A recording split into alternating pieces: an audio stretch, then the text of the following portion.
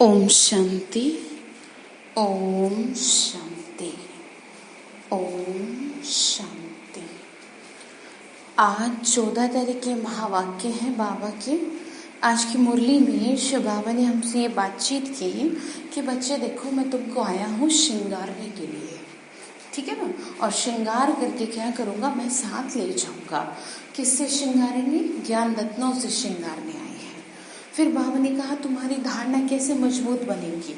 धारणा मजबूत करने के लिए हमेशा बाबा बोले कि ये ध्यान रखो कि हर पल ड्रामा में हूबहू 5000 वर्ष पहले रिपीट हो रहा है, ठीक है ना। कल पहले भी रिपीट हुआ था और अभी भी वो रिपीट हो रहा है। फिर आगे बाबा ने कहा कि मैं दूर देश से आया हूँ, इस पराए देश में। बाबा बोले तुम्हारी खातिर आया इस दूर देश में। क्यों? क्योंकि तुम मुझे बहुत टाइम से याद करते आए थे, मुझे भक्ति में भी तुमने बहुत पुकारा, तो मुझे आना पड़ा।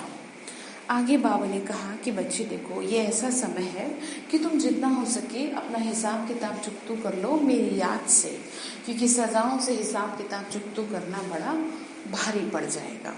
फिर आगे बाबा ने कहा तुम जो आत्माएं हो ना, वो कल्प कल्प की विजयी आत्मा हो। इस बात को हमेशा अपनी स्मृति में रखना, कभी भी ना भूलना कि तुम्हारी विजय हुई है। बाबा ने कहा कि हमेशा ये याद रखना कि तुम विजयी हो, ठीक है ना। यानी कभी भी ये बात आपको भूलनी नहीं है कि भगवान ने मुझे विजय यानी सफलता, मेरा जन्म सिद्ध अधिकार है का वरदान दिया हुआ है, विजयी भव का वरदान दिया हुआ है। तो चलिए सुनते हैं बाबा क्या कह रहे हैं। प्रातः मुरली ओम शांति, बाप दादा मधुबन।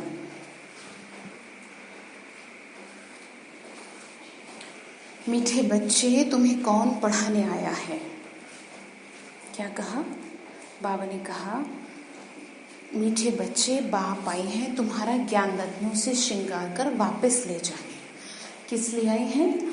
ज्ञान रत्नों से श्रृंगार कर वापस ले जाने। फिर राजाई में भेज देंगे तो अपार खुशी में रहो और एक बाप से ही प्यार करो। बाबा ने कहा फिर मैं तुमको राजाई यानी सत्युग की दुनिया में भेज दूंगा, तो उसके लिए अभी तैयार तो होते रहो। तो प्रश्न बाबा ने पूछा, अपनी धारणा को मजबूत यानी पक्का बनाने का आधार क्या है?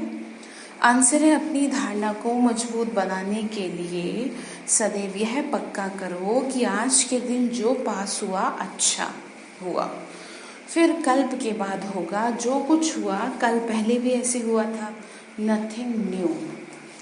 बाबा बोले यह लड़ाई 5000 वर्ष पहले भी लगी थी और फिर लगेगी जरूर। इस भंबोर का विनाश होना ही है। ऐसे हर पल ड्रामा की स्मृति में रहो तो धारणा मजबूत होती जाएगी। क्या समझा रहे हैं? हर पल ड्रामा की स्मृति में रहो तो धारणा मजबूत होती जाएगी। गीत है दूर देश का रहने वाला, आया देश पराए। ओम शांति। कौन है दूर देश का? शिव बाबा ही तो है ना दूर देश का। बच्चे पहले भी दूर देश से पराए देश में आए हैं, अब इस पराए देश में दुखी हैं, इसीलिए पुकारते हैं अपने देश घर में ले चलो। तुम्हारी पुकार है ना, बहुत समय से याद करते आए हो, तो बाप भी खुशी से आता है। बाबा ने कहा तुमने पुकारा तो मुझे आना पड़ा, ठीक है। बाबा ने कहा तुम्हारी खातिर मैं चला आता हूँ। जानते हैं मैं जाता हूँ बच्चों के पास, जो बच्चे काम चिता पर बैठ जल गए हैं उनको, बाबा ने कहा जल गए हैं उन्हों को अपने घर भी ले आऊँ और राजाई में भेज दूँ। बाबा ने कहा उसके लिए ज्ञान से श्रृंगार भी करूँ। बच्चे भी बाप से जास्ती खुश होने चाहिए। बाप जबकि आए हैं तो उनका बन जाना चाहिए। बाबा बोले मुझे तो तुमको, बाबा ने कहा तुमको तो मुझसे ज़्यादा खुशी होनी चाहिए। बाबा ने कहा तुमको तो इतनी खुशी होनी चाहिए कि प्यार से स्वयं को समर्पित कर देना, क्योंकि तुमने क्या किया, मुझे बुलाया तो तुम्हारे खातिर पराए देश में आना पड़ा। बहुत लव करना चाहिए। बाबा रोज समझाते हैं। किससे लव करना चाहिए? बाबा से, आत्मा से। आत्मा बात करती है और भी सबकी आत्मा से आत्मिक स्नेह हो। बाबा रोज समझाते हैं, आत्मा बात करती है। बाबा 5000 वर्ष बाद ड्रामानुसार अब आए हैं। हमको बहुत खुशी का खजाना मिल रहा है। बाबा आप अपनी झोली, बाबा आप हमारी झोली भर रहे हैं। बाबा ने क्या कहा, तुम ये सारी बातों को बुद्धि में रखते हुए स्वयं को खुशी में रखो कि देखो तुमने मुझे कहा तो मैं तुम्हारे लिए दौड़ा चला आया, क्योंकि तपस्या भी करी, बहुत भक्ति भी करी, तो तुमको कितनी खुशी रहनी चाहिए कि बाबा हमारे लिए क्या है, आए हैं, झोली भर रहे हैं, हमको अपनी शांति धाम में ले जाते हैं, फिर राजधानी में भेज देंगे। कितनी अपार खुशी होनी चाहिए। बाबा कहे हमको इस पराई राजधानी में ही आना है। बाप का बड़ा मीठा और वंडरफुल पार्ट है। बाबा बोले तुम्हारी खातिर मुझे दूसरी दुनिया में आना पड़ा, ठीक है ना। बाबा ने कहा खास जबकि इस पराए देश में आए हैं, ये बातें तुम अभी भी समझते हो ना, फिर ये ज्ञान त्रैलोक हो जाता है, वह दरकार ही नहीं रहती। बाबा कहे तुम कितने बेसमझ बन गए। ड्रामा का एक्टर होते हुए भी बाप को नहीं जानते, जो बाप ही करण करावन हार है। क्या क्या बाबा ने कहा, क्या करते क्या कराते ये भूल गए। सारी दुनिया को हेवन बनाने आए हैं। कौन? बाबा सारी दुनिया को स्वर्ग बनाने आए हैं। बाबा ने कहा मैं खास तुम बच्चों के लिए और हम सारी दुनिया के लिए, क्योंकि तुम मुझे आइडेंटिफाई कर पाए, ठीक है ना, इसलिए। और ज्ञान देते हैं, वह ज्ञान का सागर है, तो जरूर ज्ञान देने का कर्तव्य करेंगे ना। फिर तुमसे कराते भी हैं कि औरों को मैसेज दो कि बाप सबके लिए कहते हैं कि अब देह का भान छोड़ मुझे याद करो तो क्या होगा, विक्रम विनाश होंगे ना। मैं श्रीमत देता हूँ, पाप आत्माएं तो सब है। इस समय सारा झाड़ तमो प्रधान जड़ जड़ीभूत अवस्था को पाया हुआ है। इस समय क्या हो रखा है, एकदम तमो प्रधानता है, यानी कि बिल्कुल खत्म है। जैसे बांस के जंगल को आग लग जाती है ना, तो एकदम सारा जल के खत्म हो जाता है। जंगल में पानी कहाँ से आएगा जो आग को बुझावे। ये जो पुरानी दुनिया है ना, उनको आग लग जाएगी। बाबा कहे बच्चे नथिंग न्यू। देखो बाबा ना समझा रहा है, पक्का करा रहा है, जिससे कि आप एट ए टाइम ये ना कहो कि बाबा आपने तो बताया नहीं।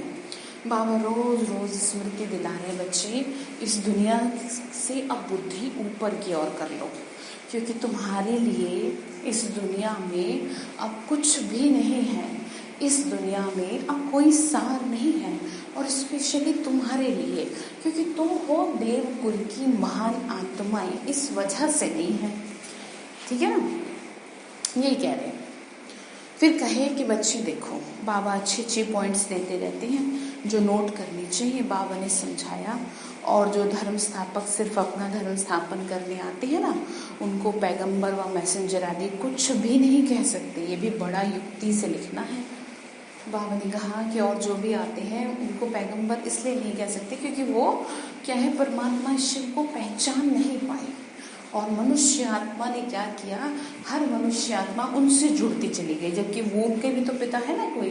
वो कौन है, परम पिता शिव परमात्मा। जैसे सृष्टि के चक्र में समझाया है, सबसे पहले आदि सनातन धर्म था, लेकिन इसकी शक्ति क्षीण होते होते फिर क्या हुआ ना, फिर औरों ने अपना स्थापन शुरू कर दिया। वही कह रहे बाबा। बाबा ने कहा कि बच्चे देखो, उनको नहीं कह सकते, यह भी बड़ा युक्ति से लिखना। शिव बाबा बच्चों को समझा रहे हैं, बच्चे तो सब हैं ऑल ब्रदर्स, तो हर एक चित्र में, हर एक लिखत में ये जरूर लिखना। शिव बाबा ऐसे समझाते हैं। बाबा कहते हैं बच्चे मैं आकर सतयुगी आदि सनातन देवी देवता धर्म की स्थापना करता हूँ, जिसमें 100% सुख शांति पवित्रता सब है, इसीलिए उनको हेवन कहा जाता है। वहाँ दुख का नाम ही नहीं है। बाकी जो भी सब धर्म है ना, उन सब का तो विनाश के निमित्त बनता हूँ। क्यों? क्योंकि जड़ जड़ीभूत अवस्था भी हो गई, कुछ सार नहीं है ना, इस वजह से। और लास्ट में फाइनल दुनिया तो एक ही बननी है। कौन सी? सतयुगी दुनिया। तो उसके लिए तो सब कुछ साफ सुथरा करना पड़ेगा ना। और सतयुगी दुनिया में तो एक ही धर्म होगा, एक ही राज्य होगा, एक ही कुल होगा, एक ही मत होगी, राजनीति सत्ता एक के हाथ में होगी, तो अनेक धर्म की कोई ज़रूरत ही नहीं है। और अगर शास्त्रों के हिसाब से देखा जाए, आध्यात्मिकता के हिसाब से देखा जाए, तो परमात्मा शिव ने यानी शिव बाबा ने तो कहा ही नहीं कि तुम हिंदू हो या मुस्लिम हो या सिख हो या ईसाई हो, ठीक है ना। इसीलिए बाबा के घर में सब आत्माएं आती हैं, सुनती हैं, समर्पित भी होती हैं। भगवान के लिए थोड़े ना आप हिंदू या मुसलमान हो, उसके लिए तो आप बच्चे ही हो परमात्मा के, ठीक है। बाबा ने कहा उन सबका विनाश कराने के निमित्त बनता हूँ। सतयुग में तो होता ही एक धर्म है, वह है नई दुनिया, पुरानी दुनिया को खत्म कराता हूँ। ऐसा धंधा तो और कोई नहीं करते।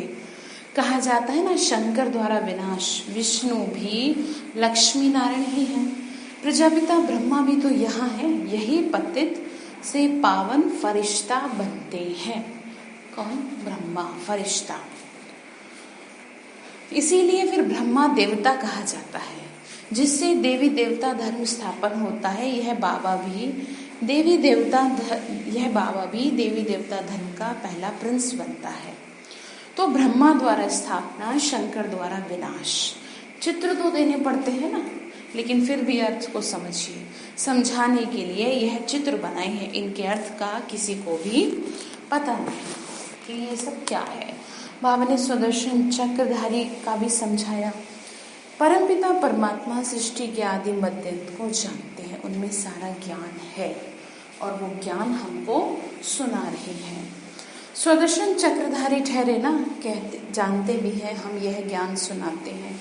बाबा तो ऐसे नहीं कहेंगे कि मुझे कमल फूल समान बनना है। किसको बनना है? बनना तो हमें ही है ना,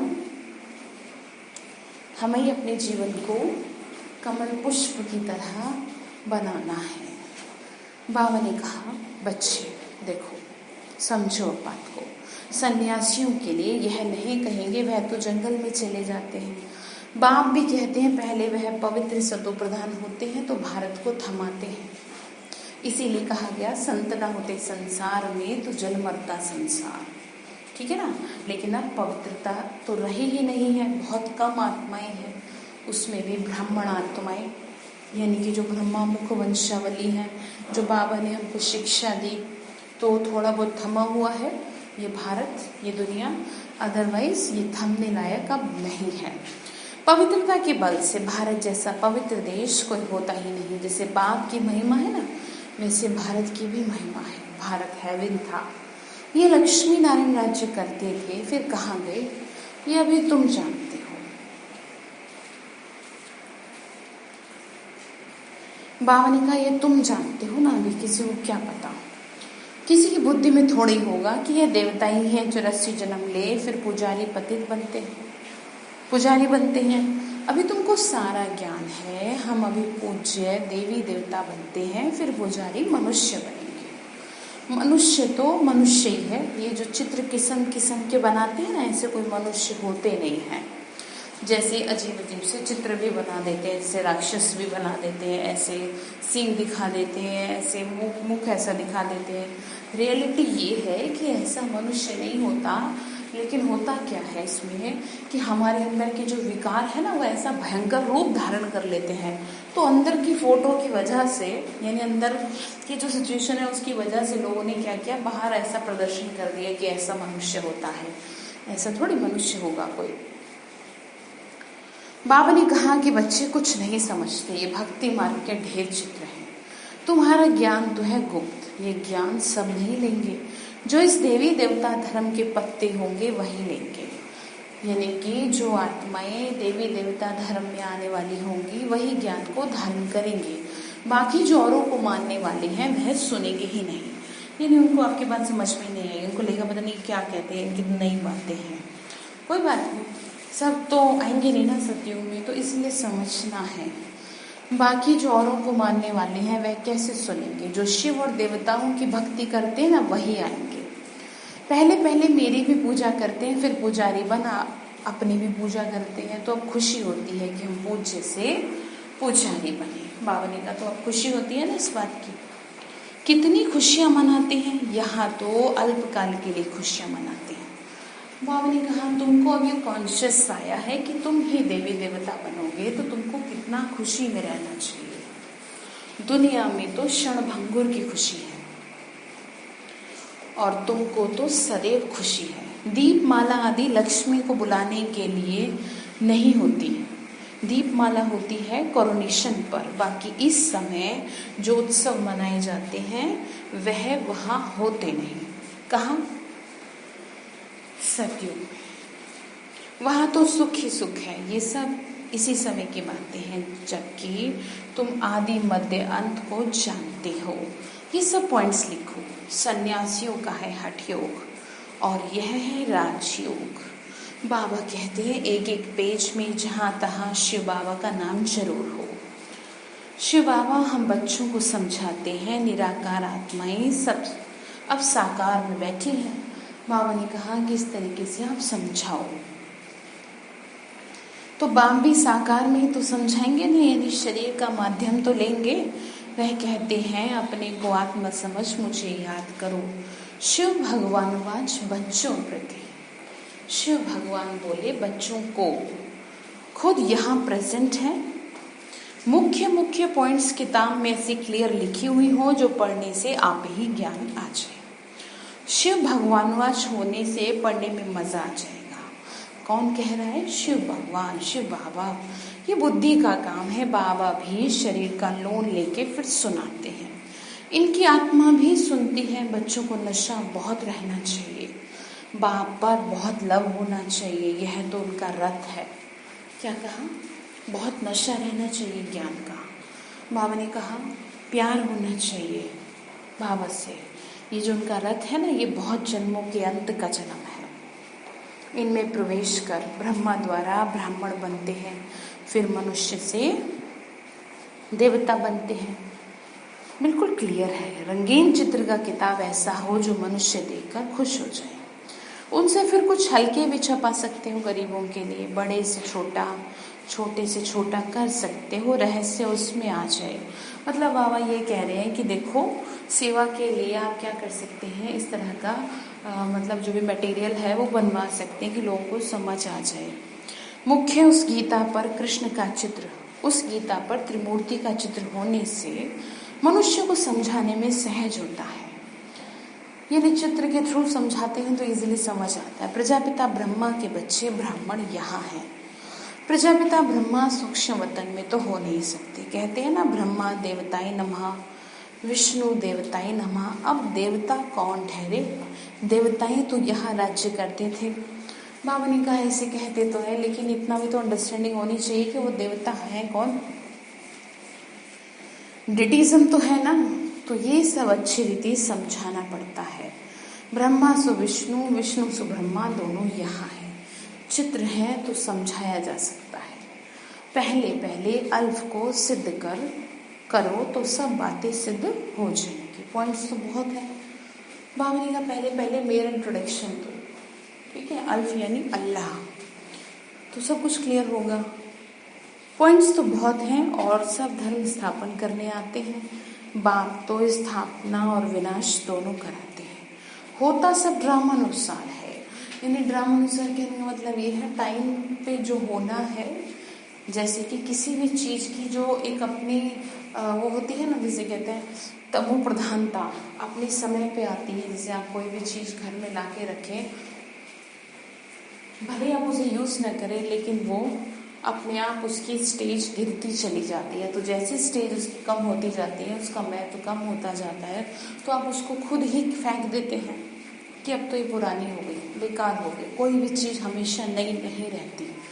ठीक इसी तरीके से ये कलयुग, ये अब नया नहीं है, अब ये बिल्कुल तमो प्रधान हो चुका है। तो इसीलिए अब इसको भी तो चेंज करना पड़ेगा ना, वही कह रहे हैं। बाबा ने कहा यहाँ तुम समझकर फिर ट्रांसफर होते हुए समझने की बातें हैं। सब ड्रामानुसार बोल सकते हैं, विष्णु बोल सकते हैं, ब्रह्मा बोल सकते हैं। सूक्ष्म वतन में क्या बोलेंगे? बाबा ने कहा सब ड्रामानुसार ही है। बाबा बोले यहाँ तुम समझकर फिर ट्रांसफर होते हो। ऊपर क्लास में कमरा ही दूसरा मिलता है। मूल वतन में कोई बैठ तो नहीं जाना, फिर वहाँ से नंबरवार आना होता है। पहले पहले मूल बात है, उस पे जोर देना। कल्प पहले भी ऐसा हुआ था। ये सेमिनार आदि भी ऐसे ही कल्प पहले हुए थे, ऐसी पॉइंट्स निकली थी। आज का दिन जो पास हुआ अच्छा, फिर कल्प बाद भी ऐसे ही होगा। ऐसी सी धारणा करके पक्के होते जाओ। बाबा ने क्या कहा कि ये तुम समझ लो कि कुछ भी यहाँ पे नया नहीं हो रहा। कल पहले जो हुआ था वही वापस रिपीट हो रहा है। ऐसी सी धारणा करके पक्के हो जाओ। बाबा ने कहा था मैगजीन में डालो, मैगजीन में भी डालो, ये लड़ाई लगी, नथिंग न्यू, 5000 वर्ष पहले भी हुआ था। ये बातें तुम ही समझते हो, बाहर वाले न समझ सके, सिर्फ कहेंगे बातें तो वंडरफुल है, अच्छा कभी जाके समझ लेंगे। शिव भगवानुवाच प्रति ऐसे ऐसे अक्षर होंगे तो आके समझेंगे भी। नाम लिखा हुआ है प्रजापिता ब्रह्मा कुमार कुमारियाँ। प्रजापिता ब्रह्मा से भी ब्राह्मण रचते हैं। ब्राह्मण देवी देवताई नमः कहते हैं। कौन से ब्राह्मण? तुम ब्राह्मणों को भी समझा सकते हो। ब्रह्मा की औलाद कौन है? प्रजापिता ब्रह्मा के कितने बच्चे तो जरूर यहाँ अडॉप्ट होते होंगे। जो अपने कुल के होंगे वह अच्छी रीति समझेंगे।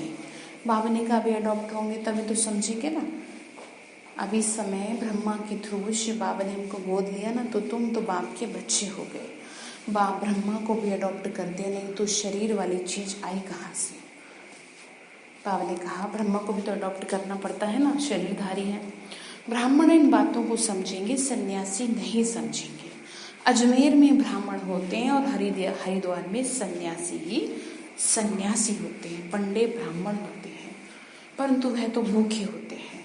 बोलो तुम अभी जिस्मानी पंडे हो, हम रूहानी पंडे, अब रूहानी पंडे बनो, यानी कि आत्मा की यात्रा कराने वाले पंडे बनो। आत्मा को कहाँ की यात्रा करनी है? परम धाम की, ठीक है ना। असली पंडा तो वही है। बाबा ने कहा तो रूहानी पंडे बनो, परंतु समझते नहीं। बाबा ने कहा तुम्हारा नाम भी है पंडा। पांडव सेना को भी समझते नहीं। बाबा है पांडवों का सिरमौर, हम बच्चे हैं ना, हमारा सिरमौर है।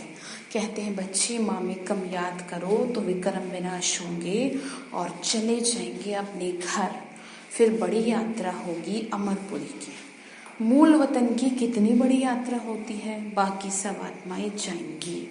जैसे मकड़ों का झुंड होता है ना, मक्खियों की भी रानी भागती है तो उनकी पिछाड़ी सब भागते हैं। ऐसे बाबा ने कहा था मच्छरों सदृश आत्माएं जाएंगी इकट्ठी।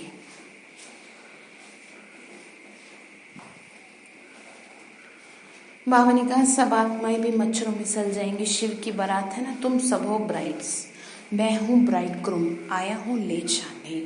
आत्मा है ना सजनी, परमात्मा है, उससे प्यार किया है ना। इसमें शरीर की थोड़ी कोई बात है कि सिर्फ वही जो रिश्ता है वही उसी में ब्राइड्स और ब्राइड ग्रूम कहा जाए, नहीं। ये तो प्यार है हमारा, हमने आत्मा ने उसको अपनाया है दिल से।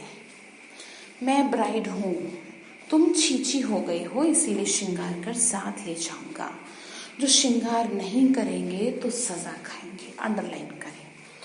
बाबा ने क्या कहा, ज्ञान योग से अपना श्रृंगार नहीं करेंगे तो सजा खाएंगे। बाबा बोले जाना तो है ही, काशी कलवट में मनुष्य मरते हैं तो सेकंड में कितनी सजाएं भोग लेते हैं।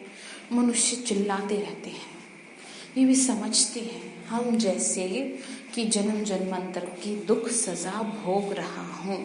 वह दुख की फीलिंग ऐसी होती है, जन्म जन्मांतर के पापों की सजा मिलती है। जितनी सजाएं खाएंगे उतना पद कम होता जाएगा। इसीलिए बाबा कहते हैं, क्या कहते होंगे, इसीलिए कहते हैं बाबा कि बच्चे देखो मेरी याद से, यानी योग बल से हिसाब किताब चुकतो करो, याद से जमा करते जाओ। नॉलेज तो बहुत सहज है, अब हर कर्म ज्ञान युक्त होके करो, क्योंकि बाबा ने बोला तुमको बता दिया है मैंने। दान भी पात्र को देख कर ही देना। कौन सा दान? ज्ञान का दान। पाप आत्माओं को देने से फिर देने वाले पे उसका असर पड़ जाता है अगर कुछ गलत करेंगे तो। वह भी पाप आत्मा बन जाते। ऐसे को कभी नहीं देना चाहिए। जो उस पैसे से जाकर कोई पाप करे। पाप आत्माओं को देने वाले तो दुनिया में बहुत बैठे हैं, होते हैं ना, देते हैं, जैसे आते हैं कोई भी, तो बाबा का भोजन करा दो, लेकिन पैसे से अगर कोई पाप किया ना तो तुम्हारे सर माथे पड़ जाएगा पाप। तो अब तुमको ऐसे नहीं करना, ठीक है। अच्छा, मीठे मीठे सिकेल दे बच्चों प्रति माता पिता बाप दादा का याद प्यार और गुड मॉर्निंग। रूहानी बाप के रूहानी बच्चों को नमस्ते। रूहानी हम बच्चों की रूहानी माता पिता बाप दादा को नमस्ते नमस्ते नमस्ते। शिव बाबा नमस्ते। शुक्रिया बाबा, शुक्रिया बाबा, शुक्रिया।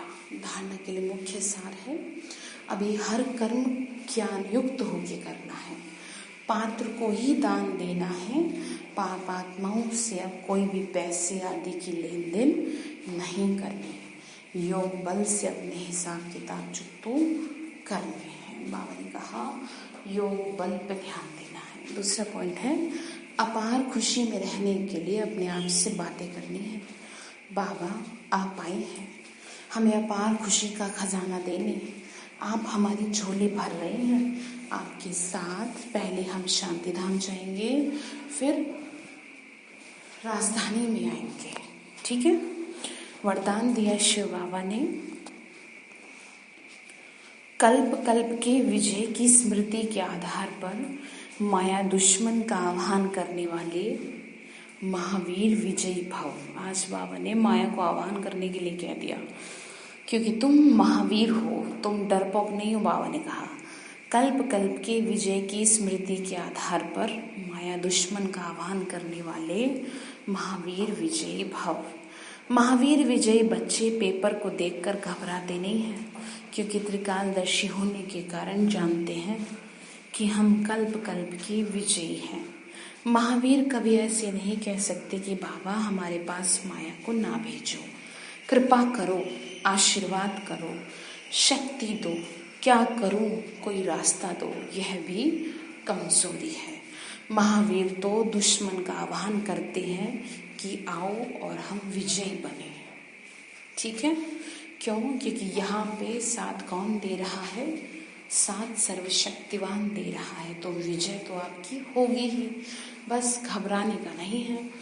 स्लोगन है, समय की सूचना है, समान बनो और संपन्न बनो। क्या सूचना दिया समय ने? समान बनो और संपन्न बनो, ठीक है। तो आज के लिए होमवर्क जो है, बाबा ने क्या कहा?